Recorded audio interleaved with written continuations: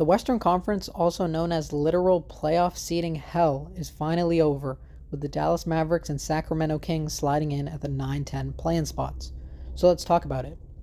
The Dallas Mavericks have had an incredibly tough season, first trading away franchise cornerstone Luka Doncic for Anthony Davis, and secondly dealing with injuries from literally everyone from their G League team to the water boy. Looking at this from the Mavericks perspective, it's quite literally a miracle that they're even here.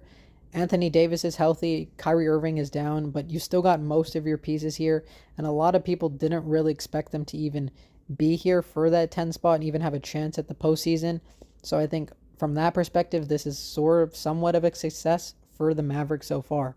And on the other side, you have the Sacramento Kings, who on paper should not be a 9 seed. This team is incredibly talented. That starting 5 is filled with so much talent. They should not be here. But the fact of the matter is that they are here, and they're going to need to win 2 games to get into the postseason. Let's get into the X factors. For the X factor for the Dallas Mavericks, I have Najee Marshall. Since Kyrie Irving's gone down with its injury and Luka Doncic has been gone, Najee Marshall has been forced into a sort of faux point guard role, being a lead ball handler, lead distributor, and he's having a career season, averaging 13 points, 4 rebounds, and 4 assists. If they're going to want to have a chance tonight, he's going to need to step up and be that legitimate Robin alongside Anthony Davis. As long as Anthony Davis is healthy, you know what he's going to do, but who else in that starting 5 is going to step up and help him and be that legitimate 1-2 punch? And I think if Najee Marshall gets his shot falling, he's going to be driving like he's been doing, he's going to be passing like he's been doing. The Dallas Mavericks really do have a shot. And for the Sacramento Kings, my X factor is literally their entire bench.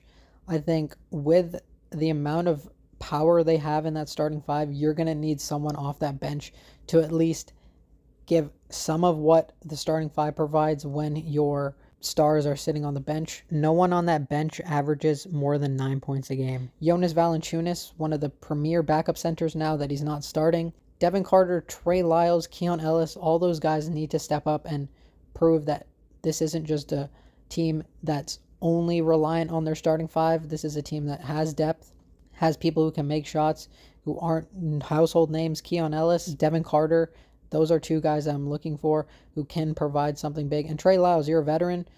You need to act like it. For the Sacramento Kings, I have their entire bench being the X factor.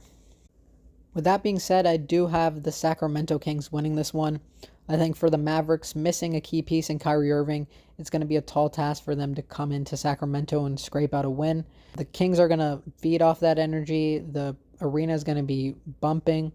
Starting 5 is going to be a little bit too much for the Mavericks to handle, and I just don't see them coming out.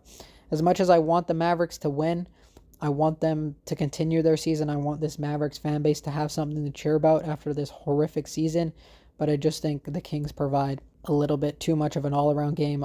Too many stars, too many shooters, too many scorers on that team for the Mavericks to pull this one off, so I have the Kings winning.